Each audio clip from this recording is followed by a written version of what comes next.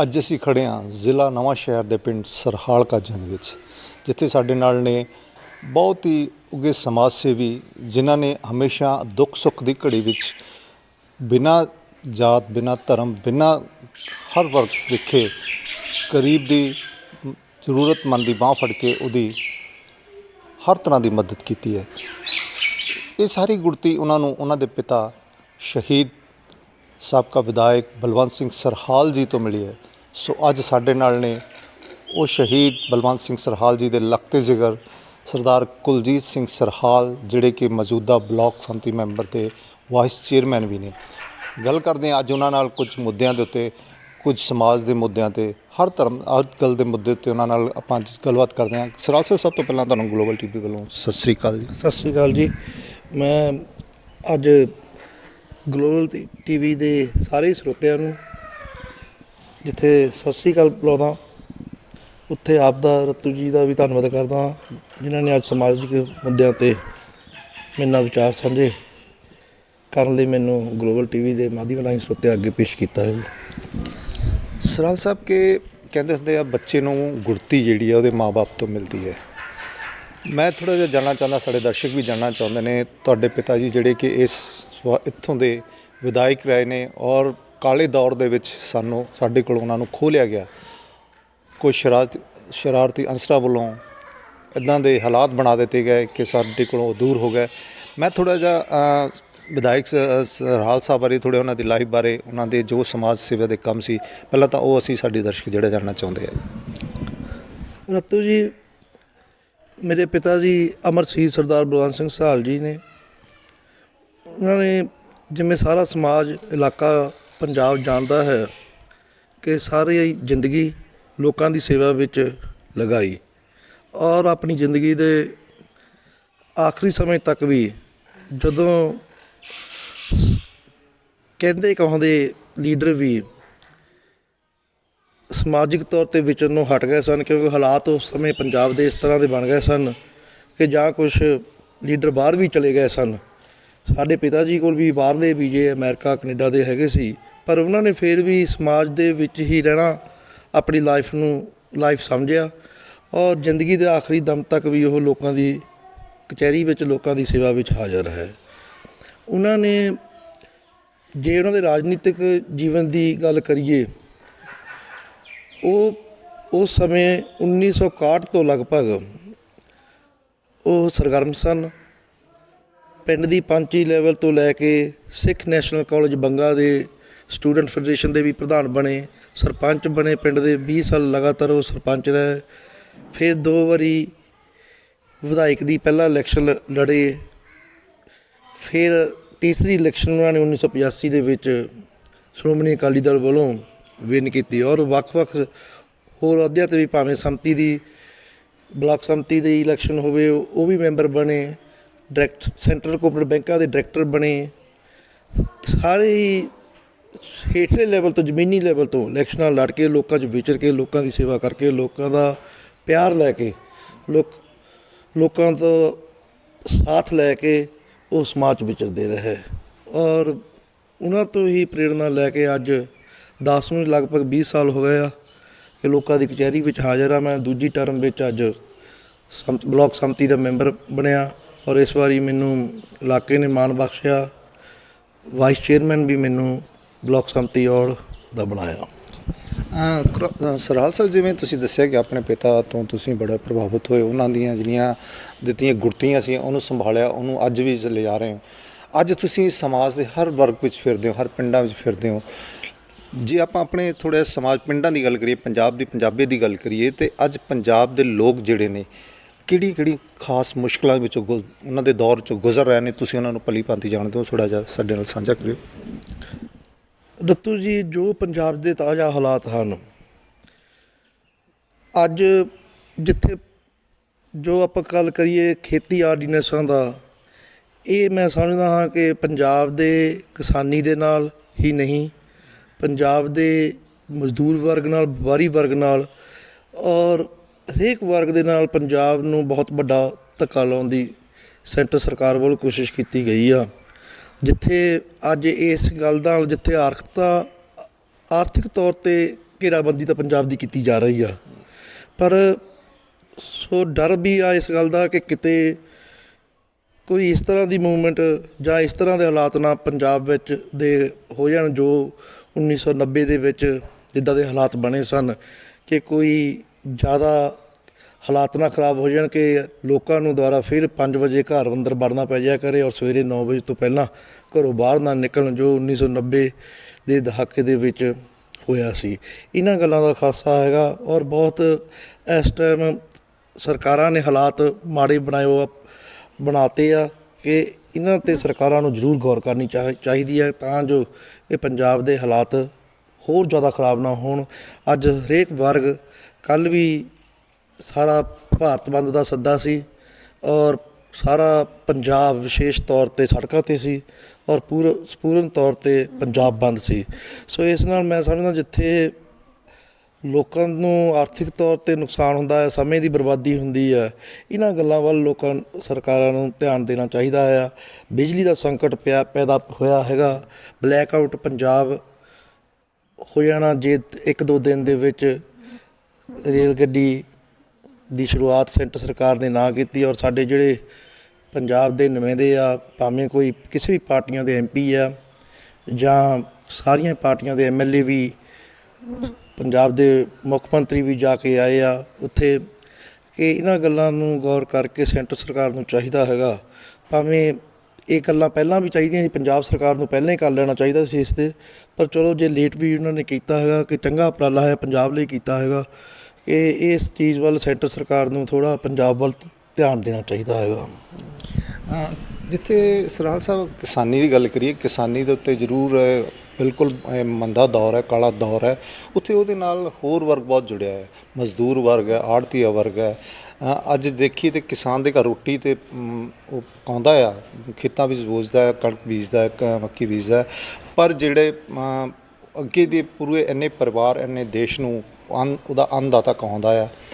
ਕਿਸਾਨਾਂ ਦੇ ਨਾਲ ਮਜ਼ਦੂਰਾਂ ਦੀ ਹਾਲਾਤ ਜੋ ਇਸ ਵੇਲੇ ਉਹ ਵੀ ਜਿਹੜੇ ਬੱਤਰ ਹੁੰਦੇ ਜਾ ਰਹੇ ਨੇ, ਕੀ ਸਰਕਾਰਾਂ ਨੂੰ ਉਹਨਾਂ ਪ੍ਰਤੀ ਵੀ ਜਿਹੜੇ ਖਾਸ ਉਪਰਾਲੇ ਕਰਨੇ ਚਾਹੀਦੇ ਨੇ?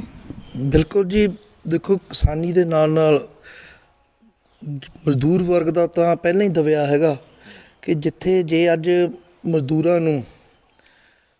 ਉਹਨਾਂ ਦਾ ਬਣਦਾ ਹੱਕ ਨਹੀਂ ਮਿਲਦਾ ਤਾਂ ਉਹ ਤਾਂ ਪਹਿਲਾਂ ਹੀ ਦਬਿਆ ਹੈਗਾ ਕਿ ਇਹਨਾਂ ਸਰਕਾਰਾਂ ਨੂੰ ਮਜ਼ਦੂਰਾਂ ਵੱਲ ਜਾਂ ਦਬੇ ਕੁਚਲੇ ਵਰਗ ਜਿਹੜੇ ਹੈਗੇ ਆ ਉਹਨਾਂ ਵੱਲ ਵਿਸ਼ੇਸ਼ ਧਿਆਨ, ਉਹਨਾਂ ਲਈ ਵਿਸ਼ੇਸ਼ ਪਾਲਿਸੀਆਂ ਵੀ ਬਣਾਉਣੀਆਂ ਚਾਹੀਦੀਆਂ ਹਨ ਕਿ ਜੇ ਇਹ ਪਾਲਿਸੀਆਂ ਬਣਾ ਕੇ ਚੰਗੇ, ਭਾਵੇਂ ਉਹਨਾਂ ਨੂੰ ਕਿੱਤੇ ਦੇ ਲਈ ਕੋਈ ਰੁਜ਼ਗਾਰ ਦੇ ਲਈ ਕੋਈ ਪਾਲਿਸੀਆਂ ਬਣਾਉਣ, ਸਬਸਿਡੀਆਂ 'ਤੇ ਲੋਨ ਦੇਣ ਦੀ ਗੱਲ ਹੋਵੇ, ਭਾਵੇਂ ਲੋਨ ਮਾफ़ ਕਰਨ ਦੀ ਗੱਲ ਹੋਵੇ ਜੇ ਕਿਸੇ ਦਲਿਤਾਂ ਨੇ ਪਹਿਲਾਂ ਲਿਓ ਆ ਜਿੰਨੇ ਵੀ, ਕਿ ਇਹੋ ਜਿਹੀਆਂ ਪਾਲਿਸੀਆਂ ਬਣਾਉਣੀਆਂ ਚਾਹੀਦੀਆਂ। ਪਰ ਸਰਕਾਰਾਂ ਦਾ ਅੱਜ ਕੱਲ੍ਹ ਮੇਰਾ ਹਿਸਾਬ ਨਾਲ ਇਹਨਾਂ ਗੱਲਾਂ ਵੱਲ ਧਿਆਨ ਨਹੀਂ ਹੈਗਾ, ਸਿਰਫ ਜ਼ਿਆਦਾ ਰਾਜਨੀਤੀ ਕਰ ਰਿਹਾ ਇੱਕ ਦੂਜੇ ਨੂੰ ਭਰਮਾਉਣ ਦੀ ਖਾਤਰ ਜੀ, ਕਿ ਤੁਸੀਂ ਇਹ ਤਾਂ ਹੈ ਕਿ ਜਿਹੜਾ ਗਰੀਬ ਵਰਗ ਆ ਜਾਂ ਮਜ਼ਦੂਰ ਵਰਗ ਉਹ ਤਾਂ ਪਹਿਲਾਂ ਹੀ ਦਬਿਆ ਹੈਗਾ ਕਿ ਉਹਦੇ ਲਈ ਇਹਨਾਂ ਨੂੰ ਹੋਰ ਉਪਰਾਲੇ ਸਰਕਾਰਾਂ ਨੂੰ ਕਰਨੇ ਚਾਹੀਦੇ ਹਨ। ਜਿਵੇਂ ਪੰਜਾਬ ਦਾ ਸੂਬਾ ਮਰਦ ਪ੍ਰਧਾਨ ਸੂਬਾ ਕਿਹਾ ਜਾਂਦਾ ਹੈ, ਪਰ ਅੱਜ ਦੇ ਯੁੱਗ ਦੇ ਵਿੱਚ ਜੇ ਹੁਣ ਦੀ ਗੱਲ ਕਰੀਏ, ਹੁਣ ਦੇ ਸਮੇਂ ਦੀ ਗੱਲ ਕਰੀਏ ਤਾਂ ਸਾਡੀਆਂ ਮਹਿਲਾਵਾਂ ਅਤੇ ਬੱਚੀਆਂ, ਬੇਟੀਆਂ 'ਤੇ ਬੜੇ ਅਤਿਆਚਾਰ ਹੋਏ ਨੇ। ਹੁਸ਼ਿਆਰਪੁਰ ਦੀ ਗੱਲ ਕਰੇ, ਟਾਂਡੇ ਦੇ ਵਿੱਚ ਵੀ 6 ਸਾਲ ਦੀ ਬੱਚੀ ਨਾਲ ਇੱਕ ਬਲਾਤਕਾਰ ਕਰਕੇ ਉਹਨੂੰ ਸਾੜਿਆ ਗਿਆ। ਹੋਰ UP ਦੇ ਵਿੱਚ ਵੀ, ਬਿਹਾਰ ਦੇ ਵਿੱਚ ਵੀ ਮਨੀਸ਼ਾ ਭੈਣ ਦੇ ਨਾਲ ਕਤਲ, ਇਹ ਜਿਹੜਾ ਇੱਦਾਂ ਦਾ ਹਾਸਰਤ ਕਾਂਡ ਜਿਹੜਾ ਹੋਇਆ ਉਹ ਵੀ ਹੋਇਆ। ਕੱਲ੍ਹ ਇੱਕ ਲੁਧਿਆਣੇ ਦੇ ਵਿੱਚ ਵੀ ਇੱਕ 6 ਸਾਲ ਦੀ ਬੱਚੀ ਦੇ ਨਾਲ ਜਿਹੜੀ ਆ ਉਹ ਇੱਦਾਂ ਦਾ ਕੁਕਰਮ ਕਰਨ ਦਾ ਮਾਮਲਾ ਆ। ਸਾਡੇ ਸਮਾਜ ਦੇ ਵਿੱਚ, ਸਾਡੇ ਪੰਜਾਬ ਦੇ ਵਿੱਚ ਔਰਤਾਂ 'ਤੇ ਜਿਹੜੇ ਦਲਿਤ ਅਤੇ ਸਮਾਜ 'ਤੇ ਬੱਚਿਆਂ 'ਤੇ ਅਤਿਆਚਾਰ ਹੋ ਰਹੇ ਨੇ, ਉਹਨੂੰ ਲੈ ਕੇ ਤੁਹਾਡੀ ਕੀ ਰਣਨੀਤੀ? ਦੇਖੋ, ਇਹਦੇ ਲਈ ਮੈਂ ਪਹਿਲਾਂ ਵੀ ਕਈ ਵਾਰੀ ਗੱਲ ਕੀਤੀ ਆ ਤੁਹਾਡੇ ਮੀਡੀਆ ਦੇ ਰਾਹੀਂ ਕਿ ਇਹੋ ਜਿਹੇ ਇਨਸਾਨਾਂ ਦੀ ਔਰ ਇਹੋ ਜਿਹੇ ਦਰਿੰਦਿਆਂ ਨੂੰ ਜੋ ਇਹੋ ਜਿਹੇ ਗਲਤ ਕੰਮ ਕਰਦੇ ਹਨ, ਉਹਨਾਂ ਦੇ ਲਈ ਕੋਈ ਵਿਸ਼ੇਸ਼ ਕਾਨੂੰਨ ਸਰਕਾਰ ਬਣਾਵੇ ਜੋ ਇਹਨਾਂ ਨੂੰ ਜਲਦੀ ਤੋਂ ਜਲਦੀ ਇਹਨਾਂ ਨੂੰ ਸਜ਼ਾ ਔਰ ਇਹਨਾਂ ਦਰਿੰਦਿਆਂ ਨੂੰ ਮੌਤ ਦੀ ਸਜ਼ਾ ਹੋਣੀ ਚਾਹੀਦੀ ਹੈ ਮੇਰੇ ਹਿਸਾਬ ਨਾਲ ਤਾਂ, ਕਿਉਂਕਿ ਜੇ ਇੱਕ ਦੋ ਨੂੰ ਜਾਂ ਇੱਦਾਂ ਦੀ ਸਜ਼ਾ, ਸਖਤ ਸਜ਼ਾ ਦਿੱਤੀ ਜਾਵੇਗੀ ਤਾਂ ਬਾਕੀ ਲੋਕ ਜਿਹੜੇ ਇੱਦਾਂ ਦੇ ਗਲਤ ਅਨਸਰ ਹਨ ਸਮਾਜ ਦੇ ਵਿੱਚ, ਉਹ ਇਹੋ ਜਿਹਾ ਕੰਮ ਕਰਨ ਤੋਂ ਉਹ ਗੁਰੇਜ਼ ਕਰਨਗੇ, ਡਰਨਗੇ। ਪਰ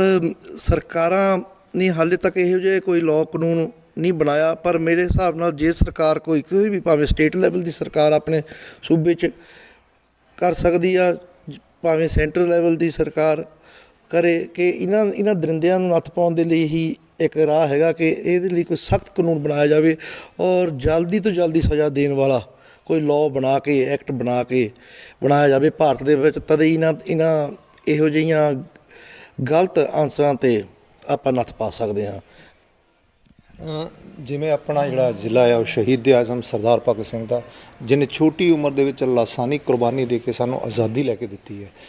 ਅਤੇ ਅੱਜ ਜਿਹੜਾ ਨੌਜਵਾਨ ਆ ਉਸੇ ਉਮਰ ਦਾ ਨੌਜਵਾਨ ਹੈ ਉਹ ਨਸ਼ਿਆਂ 'ਚ ਗਲਫਤ ਹੈ। ਆਪਣੇ ਜ਼ਿਲ੍ਹੇ ਨਵਾਂਸ਼ਹਿਰ ਦੀ ਗੱਲ ਕੀਤਾ, ਪਿੱਛੇ 2-4 ਦਿਨਾਂ ਦੇ ਵਿੱਚ 2-3 ਕਾਂਡ ਇੱਦਾਂ ਦੇ ਹੋ ਗਏ। ਇੱਕ ਪੁੱਤ ਨੇ ਆਪਣੇ ਮਾਂ-ਬਾਪ ਦਾ ਨਸ਼ੇ ਦੀ ਹਾਲਤ ਵਿੱਚ ਉਹਦਾ ਕਤਲ ਕਰ ਦਿੱਤਾ ਗਿਆ, ਜਾਂ ਇੱਕ ਬਲਾਚੌਰ ਦੇ ਵਿੱਚ ਹੋਰ ਕੇਸ ਹੋਇਆ ਕਿ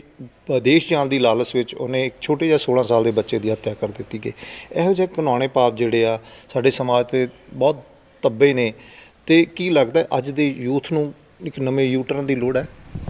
ਬਿਲਕੁਲ ਰਤੂ ਜੀ, ਇਹ ਜੋ ਸਭ ਤੋਂ ਜਿਹੜਾ, ਜੇ ਮੈਂ ਸਮਝਦਾ ਕਿ ਜੇ ਕਿਸੇ ਦੇਸ਼ ਨੂੰ, ਕਿਸੇ ਕੌਮ ਨੂੰ, ਕਿਸੇ ਸੂਬੇ ਨੂੰ ਕਮਜ਼ੋਰ ਕਰਨਾ ਹੋਵੇ ਤਾਂ ਉਸ ਦੇ ਨੌਜਵਾਨਾਂ ਨੂੰ ਗਲਤ ਰਾਹੇ ਪਾ ਦਿੱਤਾ ਜਾਵੇ। ਭਾਵੇਂ ਇਹ ਬਾਰਡਰੋਂ ਪਾਰ ਦੀ ਕੋਈ ਸਾਜ਼ਿਸ਼ ਹੈਗੀ ਆ, ਭਾਵੇਂ ਇਹ ਸਾਡੀਆਂ ਸਰਕਾਰਾਂ ਦੀ ਜਾਂ ਸਾਡੀਆਂ ਜਿਹੜੀਆਂ ਪੋਲੀਟੀਕਲੀ ਪਾਰਟੀਆਂ ਹਨ, ਭਾਵੇਂ ਮੈਂ ਆਪ ਵੀ ਪੋਲੀਟੀਕਲੀ ਤੌਰ 'ਤੇ ਅਸੀਂ ਵਿਚਰਦੇ ਹਾਂ, ਪਰ ਕਿਤੇ ਨਾ ਕਿਤੇ ਇਹ ਕਮੀਆਂ ਜ਼ਰੂਰ ਹਨ ਕਿ ਜਿਹੜਾ ਇਸ ਚੀਜ਼ 'ਤੇ ਕੰਟਰੋਲ ਨਹੀਂ, ਅਸੀਂ ਆਪਣੀ ਨੌਜਵਾਨੀ ਨੂੰ ਬਚਾਉਣ ਦੇ ਵਿੱਚ ਵੀ ਪੂਰਾ ਸਾਡੇ ਜਿਹੜੇ ਸਰਕਾਰਾਂ ਜਾਂ ਸਾਡੇ ਨੁਮਾਇੰਦੇ ਆ ਉਹ ਕਾਮਯਾਬ ਨਹੀਂ ਹੋਏ। ਇਹ ਜੋ ਨਸ਼ਿਆਂ ਦਾ 5ਵਾਂ ਦਰਿਆ ਪੰਜਾਬ ਦੇ ਵਿੱਚ ਵਗ ਰਿਹਾ ਹੈ ਪਿਛਲੇ ਸਮੇਂ ਤੋਂ, ਇਸ ਨੂੰ ਠੱਲ ਪਾਉਣ ਦੇ ਲਈ ਜਿੱਥੇ ਮੈਂ ਸਮਝਦਾ ਕਿ ਨੌਜਵਾਨਾਂ ਨੂੰ ਐਜੂਕੇਸ਼ਨ ਦੀ ਲੋੜ ਆ, ਸਪੋਰਟਸ ਦੀ ਲੋੜ ਆ, ਔਰ ਐਜੂਕੇਸ਼ਨ ਸਪੋਰਟਸ ਹੋ ਕੇ ਇੱਕ ਇਸੇ ਤਰ੍ਹਾਂ ਹੀ ਕਾਮਯਾਬ ਹੋ ਸਕਦੇ ਆ ਕਿ ਜੇ ਇਹਨਾਂ ਨੂੰ ਬਾਅਦ ਵਿੱਚ ਕੋਈ ਚੰਗੇ ਰੁਜ਼ਗਾਰ ਮਿਲਣਗੇ, ਚੰਗੇ ਰੁਜ਼ਗਾਰ ਮਿਲ ਕੇ ਇਹ ਆਪਣਾ ਕੰਮ ਧੰਦਾ ਆਪਣੇ ਪਰਿਵਾਰਾਂ ਨੂੰ ਚੰਗੇ ਤਰੀਕੇ ਨਾਲ ਪਾਲਣ ਪੋਸ਼ਣ ਕਰ ਸਕਦੇ ਆ, ਕਿ ਫਿਰ ਇਹ ਮਾੜੀਆਂ ਕਰੀਤਾਂ ਤੋਂ ਨੌਜਵਾਨ ਆਪ ਹੀ ਬਚੇਗਾ। ਪਰ ਸਰਕਾਰਾਂ ਵੱਲੋਂ ਇਹ ਸਾਧਨ ਮੇਰੇ ਹਿਸਾਬ ਨਾਲ ਨਹੀਂ ਉਸ ਲੈਵਲ 'ਤੇ ਬਣਾਏ ਗਏ ਜਿਸ ਨਾਲ ਨੌਜਵਾਨ ਗਲਤ ਰਸਤੇ ਨੂੰ ਜਲਦੀ ਅਪਣਾ ਕੇ ਔਰ ਰਾਤੋਂ ਰਾਤ ਤਕੜੇ ਭਾਵੇਂ ਫਾਈਨੈਂਸ਼ਲੀ ਤੌਰ 'ਤੇ ਹੋਣ ਦੀ ਕੋਸ਼ਿਸ਼ ਕਰਦੇ ਆ ਕਿ ਗਲਤ ਕ੍ਰਿਤੀਆਂ ਵਿੱਚ ਪੈ ਗਏ ਆ। ਕਿ ਇਸ ਗੱਲ ਦਾ ਵੀ ਸਾਨੂੰ ਬਹੁਤ ਮਨ 'ਚ ਦੁੱਖ ਰਹਿੰਦਾ ਹੈਗਾ, ਕਿਤੇ ਨਾ ਕਿਤੇ ਸਰਕਾਰਾਂ ਇਸ ਕੰਮ ਵਿੱਚ ਫੇਲ ਹੋਈਆਂ ਹਨ ਕਿ ਇਹਨਾਂ ਨੂੰ ਨੌਜਵਾਨਾਂ ਨੂੰ ਬਚਾਉਣ ਦੇ ਲਈ ਸਪੋਰਟਸ ਨੂੰ ਔਰ ਐਜੂਕੇਸ਼ਨ ਦੀ ਕੋਈ ਵਧੀਆ ਪਾਲਿਸੀਆਂ ਬਣਾਈਆਂ ਜਾਣ ਕਿ ਜਿਹੜਾ ਨੌਜਵਾਨਾਂ ਦਾ ਧਿਆਨ ਹੀ ਨਾ ਇੱਦਾਂ ਦੇ ਗਲਤ ਕੰਮਾਂ ਵੱਲ ਜਾਵੇ, ਕਿ ਨੌਜਵਾਨ ਆਪਣੀ ਤਰੱਕੀ ਦੇ ਲਈ, ਆਪਣੇ ਪਰਿਵਾਰ ਦੀ ਤਰੱਕੀ ਲਈ, ਆਪਣੇ ਦੇਸ਼ ਦੀ ਤਰੱਕੀ ਦੇ ਲਈ ਕੰਮ ਕਰਨ ਔਰ ਸੋਚਣ। ਤਦ ਹੀ ਸ਼ਹੀਦ ਆਜ਼ਮ ਸਰਦਾਰ ਭਗਤ ਸਿੰਘ ਜੀ ਦੇ ਜਿਹੜੇ ਸੁਪਨੇ ਆ, ਜੋ ਉਹਨਾਂ ਨੇ ਜਿਹਨਾਂ 23 ਸਾਲ ਦੀ ਉਮਰ ਵਿੱਚ ਕੁਰਬਾਨੀ ਦਿੱਤੀ ਸੀ, ਅਸੀਂ ਉਹਨਾਂ ਦੇ ਜ਼ਿਲ੍ਹੇ ਵਿੱਚੋਂ ਆ, ਹਲਕੇ ਵਿੱਚੋਂ ਆ, ਸਾਡਾ ਪਿੰਡ, ਸਾਨੂੰ ਮਾਣ ਹੈ ਬੜਾ ਉਹਨਾਂ 'ਤੇ, ਕਿ ਤਦ ਹੀ ਉਹਨਾਂ ਦੇ ਸੁਪਨਿਆਂ ਨੂੰ ਆਪਾਂ ਸਾਕਾਰ ਕਰ ਸਕਦੇ ਹਾਂ ਕਿ ਜੋ ਸਾਡੇ ਦੇਸ਼ ਆਜ਼ਾਦ ਹੋਣ ਤੋਂ ਬਾਅਦ ਜਿਹਨਾਂ ਲੀਡਰਾਂ ਨੇ ਜਾਂ ਜਿਹਨਾਂ ਪਾਰਟੀਆਂ ਦੀਆਂ ਸਰਕਾਰਾਂ ਰਹੀਆਂ ਉਹ ਕਿਤੇ ਨਾ ਕਿਤੇ ਇਹ ਨਾਕਾਮਯਾਬ ਰਹੀਆਂ, ਔਰ ਨੌਜਵਾਨੀ ਨੂੰ ਬਚਾਉਣ ਦੇ ਲਈ, ਵਿਸ਼ੇਸ਼ ਤੌਰ 'ਤੇ ਪੰਜਾਬ ਦੀ ਨੌਜਵਾਨੀ ਨੂੰ ਬਚਾਉਣ ਦੇ ਲਈ, ਕਿ ਸਰਹੱਦੀ ਸੂਬਾ, ਇੱਥੇ ਬਾਰਡਰ ਤੋਂ ਨਸ਼ਾ ਵੀ ਜਲਦੀ ਸਪਲਾਈ ਹੁੰਦਾ ਹੈਗਾ। ਹਰ ਰੋਜ਼ ਆਪਾਂ ਅਖਬਾਰਾਂ 'ਚ ਪੜ੍ਹਦੇ ਹਾਂ, ਕਿਤੇ ਫਿਰੋਜ਼ਪੁਰ ਫੜ ਹੋ ਗਿਆ ਬਾਰਡਰ 'ਤੇ, ਕੋਈ ਖੇਪ ਫੜ ਹੁੰਦੀ ਆ, ਕਿਤੇ ਨਾ ਕਿਤੇ ਲੱਗਦਾ ਹੈਗਾ ਕਿ ਇਹ ਵੀ ਹੈ ਕਾਰਨ। ਪਰ ਇਸ ਪਰ ਸਰਕਾਰਾਂ ਦੀ ਔਰ ਨੁਮਾਇੰਦਿਆਂ ਦੀ ਜ਼ਿੰਮੇਵਾਰੀ ਬਣਦੀ ਆ ਕਿ ਇਸ ਚੀਜ਼ ਨੂੰ ਠੱਲ ਪਾਉਣ। ਕੀ ਲੱਗਦਾ ਨਹੀਂ ਜਿਹੜੀਆਂ ਸਰਕਾਰਾਂ ਹੈ ਉਹ ਨੌਜਵਾਨਾਂ ਨੂੰ ਇਸ ਪਾਸੇ ਲਾ ਕੇ ਰਾਜਨੀਤੀ ਵਿੱਚ ਆਪਣਾ ਹੱਥ ਰੰਗ ਰਹੀਆਂ ਨੇ? ਕਿਉਂਕਿ ਜੇ ਹੁਣ ਗੱਲ ਕਰੀਏ ਤਾਂ ਪਿਛਲੇ ਸਾਲ ਜਿਹੜਾ ਸੀ ਧੰਨ ਧੰਨ ਸ਼੍ਰੀ ਗੁਰੂ ਨਾਨਕ ਦੇਵ ਜੀ ਦੇ 550ਵੇਂ ਸਾਲ ਨੂੰ ਲੈ ਕੇ ਲੋਕਾਂ ਦੀਆਂ ਅਰਦਾਸਾਂ ਸੀਆਂ ਕੋਰੀਡੋਰ ਨੂੰ ਖੁੱਲ੍ਹਣ ਲਈ। ਤੁਸੀਂ ਵੀ, ਮੈਨੂੰ ਜਿੱਥੇ ਤੱਕ ਯਾਦ ਆ, ਤੁਸੀਂ ਵੀ ਦਰਸ਼ਨ ਕਰਕੇ ਆਏ ਹੋ। ਕੋਰੀਡੋਰ ਖੋਲ੍ਹਿਆ ਗਿਆ, ਸੰਗਤਾਂ ਨੇ ਦਰਸ਼ਨ ਕੀਤੇ। ਕੱਲ੍ਹ ਪਾਕਿਸਤਾਨ ਦੀ ਇੱਕ ਨਾਪਾਕ ਹਰਕਤ ਇੱਕ ਹੋਰ ਸਾਹਮਣੇ ਆਈ ਉਸੇ ਕੋਰੀਡੋਰ ਨੂੰ ਲੈ ਕੇ, ਕਿ ਜਿੱਥੇ ਪਹਿਲਾਂ ਉਹਦਾ ਪ੍ਰਬੰਧ ਜਿਹੜਾ ਸੀ SGPC ਕੋਲ, ਪੰਜਾਬ ਦੀ ਅੰਮ੍ਰਿਤਸਰ ਦੇ ਕੋਲ ਸੀਗਾ, ਪਰ ਉੱਥੇ ਇੱਕ 9 ਮੈਂਬਰੀ ਨਵੀਂ ਕਮੇਟੀ ਬਣਾ ਦਿੱਤੀ ਗਈ ਆ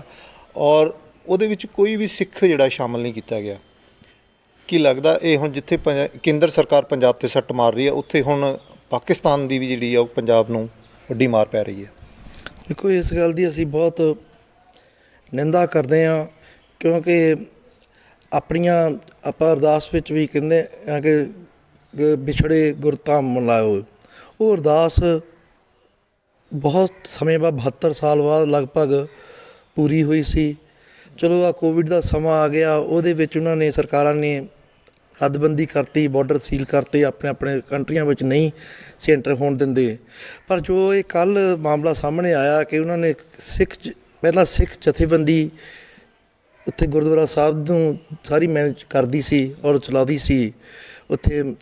ਜੋ ਵੀ ਪ੍ਰਬੰਧ ਕਰਦੇ ਸੀ ਸਾਰਾ ਸਿੱਖ ਕਮੇਟੀ ਕਰਦੀ ਸੀ। ਪਰ ਕੱਲ੍ਹ ਜੋ ਮਾਮਲਾ ਸਾਹਮਣੇ ਆਇਆ ਕਿ ਉਹਨਾਂ ਨੇ ਕਮੇਟੀ ਹੀ ਚੇਂਜ ਨਹੀਂ ਕੀਤੀ, ਉਹਦੇ ਵਿੱਚ ਕੋਈ ਸਿੱਖ ਚਿਹਰਾ ਵੀ ਨਹੀਂ ਲਿਆ। ਇਸ ਗੱਲ ਦੀ ਅਸੀਂ ਘੋਰ ਮੈਂ ਨਿੰਦਾ ਕਰਦਾ ਹੈਗਾ ਔਰ ਬਹੁਤ ਹੀ ਇਸ ਗੱਲ ਦਾ ਖੇਦ ਵੀ ਹੈ। ਔਰ ਜਿੱਥੇ ਤੁਸੀਂ ਗੱਲ ਕੀਤੀ ਹੈ ਕੋਈ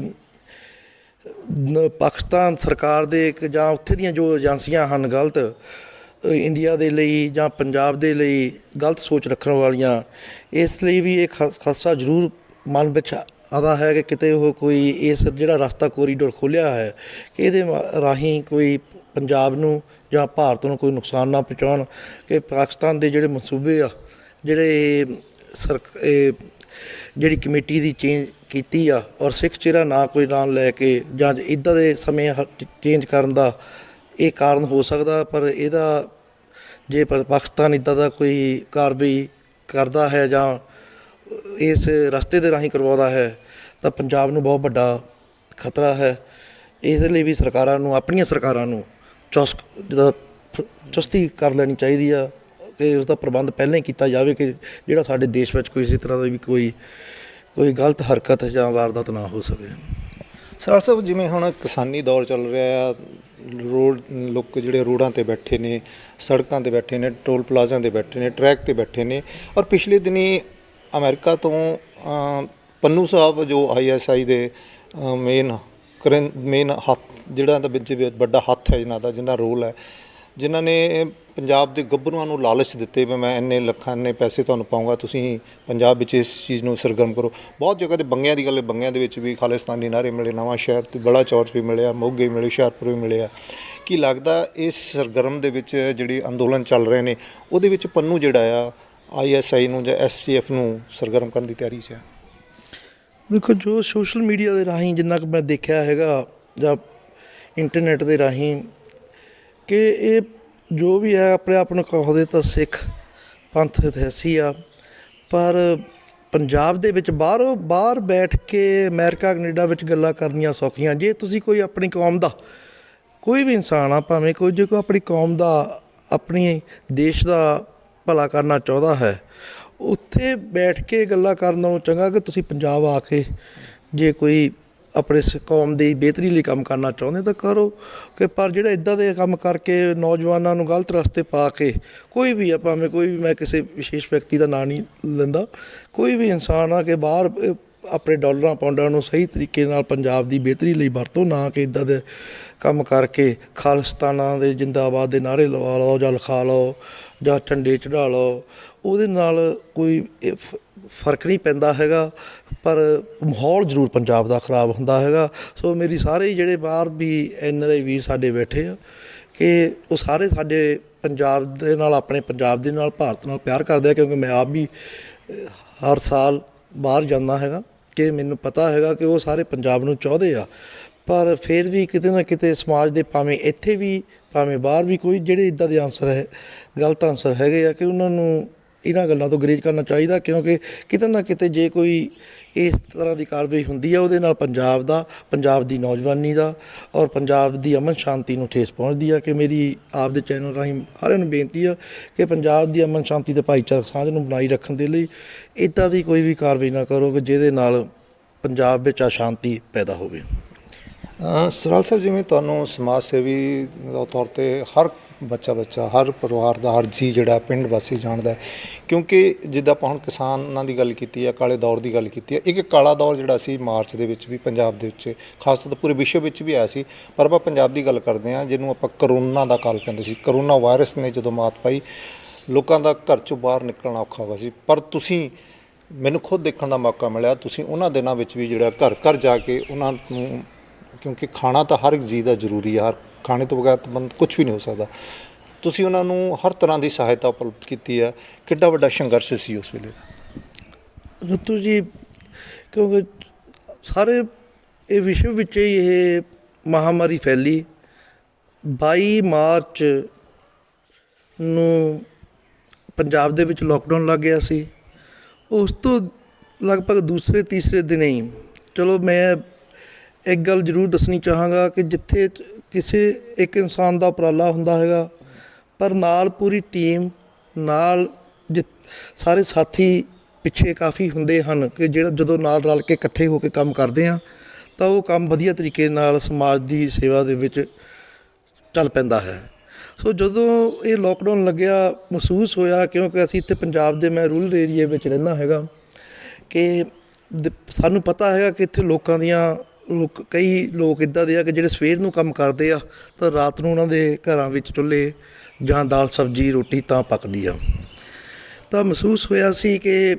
ਕਿਤੇ ਨਾ ਕਿਤੇ ਉਹ ਲੋਕ ਜ਼ਿਆਦਾ ਤੰਗ ਹੋਣਗੇ ਪਹਿਲਾਂ ਕਿ ਜਦੋਂ ਲੋਕਡਾਊਨ ਸ਼ੁਰੂ ਹੀ ਹੋਇਆ। ਬਾਅਦ ਵਿੱਚ ਤਾਂ ਮਿਡਲ ਕਲਾਸ ਵੀ ਦਬ ਗਿਆ ਜਦੋਂ ਲੋਕਡਾਊਨ ਲੰਬਾ ਚੱਲ ਗਿਆ। ਚਲੋ ਨਾਲ ਸਾਥੀਆਂ ਨੂੰ ਲਿਆ, ਆਪਣੇ ਨਗਰਾਂ ਦੇ ਵਿੱਚੋਂ ਬੰਦਿਆਂ ਨੂੰ, ਸਾਰਿਆਂ ਨੂੰ ਜਿਹੜੇ ਬੰਦੇ ਕਰ ਸਕਦੇ ਸੀ ਉਹਨਾਂ ਨੂੰ ਵੀ ਕਿਹਾ, ਆਪ ਵੀ ਕੀਤਾ, ਕਹਿ ਕੇ ਨਾਲ ਜੋੜ ਕੇ ਉਹਨਾਂ ਨੂੰ ਕਿਹਾ ਕਿ 10-10 15-15 ਪਰਿਵਾਰਾਂ ਦਾ ਆਪਾਂ ਰਾਸ਼ਨ ਦਈਏ, ਜਿਹੜਾ 2-2 4-4 ਦਿਨ ਦਾ ਜਾਂ ਹਫ਼ਤੇ ਦਾ ਹੀ ਹੋਵੇ, ਕਿਉਂਕਿ ਉਦੋਂ ਪਤਾ ਨਹੀਂ ਸੀ ਕਿ ਲੋਕਡਾਊਨ ਕਿੰਨਾ ਚਿਰ ਚੱਲਣਾ। ਲੱਗਦਾ ਸੀ ਕਿ ਸ਼ਾਇਦ ਹਫ਼ਤੇ ਬਾਅਦ ਖੁੱਲ੍ਹ ਜਾਏਗਾ, ਪਰ ਉਹ ਲੋਕਡਾਊਨ ਜ਼ਿਆਦਾ ਚੱਲਿਆ। ਫਿਰ ਉਸ ਨਾਲ ਇਹ ਜਿਹੜਾ ਮੈਂ ਤਾਂ ਸੇਵਾ ਕਹਾਂਗਾ ਕਿ ਸੇਵਾ ਕਰਨ ਦਾ ਜਾਂ ਮੌਕਾ ਸਾਨੂੰ ਮਿਲਿਆ, ਭਾਵੇਂ ਇਹ ਭੀੜ ਸੀ, ਪਰ ਉਹਦੇ ਵਿੱਚ ਪੂਰੀ ਕੋਸ਼ਿਸ਼ ਕੀਤੀ। ਜਿੱਥੇ ਨਾਲ ਆਪਣੇ ਕੋਲੋਂ ਵੀ ਅਸੀਂ ਫੰਡ ਦਿੱਤੇ, ਫੰਡ ਮੁਹੱਈਆ ਕੀਤੇ, ਉੱਥੇ ਹੀ ਨਗਰਾਂ ਦੇ ਜਿਹੜੇ ਪਤਵੰਤੇ ਆ ਉਹਨਾਂ ਨੂੰ ਵੀ ਬੇਨਤੀਆਂ ਕੀਤੀਆਂ ਕਿ ਤੁਸੀਂ ਆਪਾਂ ਇੰਨਾ ਕਰ ਸਕਦੇ ਹਾਂ ਕਿ ਜੇ 10 ਬੰਦਿਆਂ ਦਾ ਰਾਸ਼ਨ, ਪਰਿਵਾਰਾਂ ਦਾ ਰਾਸ਼ਨ ਦਾ ਪ੍ਰਬੰਧ ਕਰ ਸਕਦੇ ਹਾਂ ਤਾਂ 10 ਦਾ ਕਰੋ, 15 ਦਾ ਕਰ ਸਕਦੇ ਹਾਂ ਤਾਂ 15 ਦਾ ਕਰੋ, ਕਿ ਆਪਾਂ ਇਕੱਠੇ ਹੋ ਕੇ ਕਰੀਏ। ਔਰ ਲੋਕਾਂ ਨੇ ਬੜਾ, ਜਿਹੜੇ ਦਾਨੀ ਸੱਜਣ ਸਨ ਉਹਨਾਂ ਨੇ ਵੀ ਬੜਾ ਸਾਥ ਦਿੱਤਾ। ਵਿਸ਼ੇਸ਼ ਤੌਰ 'ਤੇ ਜਦੋਂ ਲੰਮਾ ਚੱਲਿਆ NRIਆਂ ਨੂੰ ਵੀ ਬੇਨਤੀਆਂ ਕੀਤੀਆਂ, ਔਰ NRI ਭਰਾ ਜਿਵੇਂ ਪੰਜਾਬ ਨਾਲ ਹਮੇਸ਼ਾ ਹੀ, ਭਾਵੇਂ ਪੰਜਾਬ ਦੀ ਡਿਵੈਲਪਮੈਂਟ ਦੀ ਗੱਲ ਹੋਵੇ, ਭਾਵੇਂ ਪੰਜਾਬ ਦੀ ਬਿਹਤਰੀ ਦੀ ਗੱਲ ਹੋਵੇ, ਭਾਵੇਂ ਕੋਈ ਇੱਦਾਂ ਦੀ ਆਫਤ ਆਉਂਦੀ ਆ ਤਾਂ ਉਹ ਵਿਚਾਰੇ ਹਰ ਵਕਤ ਖੜ੍ਹਦੇ ਆ। ਕਿ NRI ਵੀਰਾਂ ਦੇ ਸਹਿਯੋਗ ਦੇ ਨਾਲ ਇਹ ਸਾਰਾ ਉਪਰਾਲਾ 3-4 ਮਹੀਨੇ ਲਗਾਤਾਰ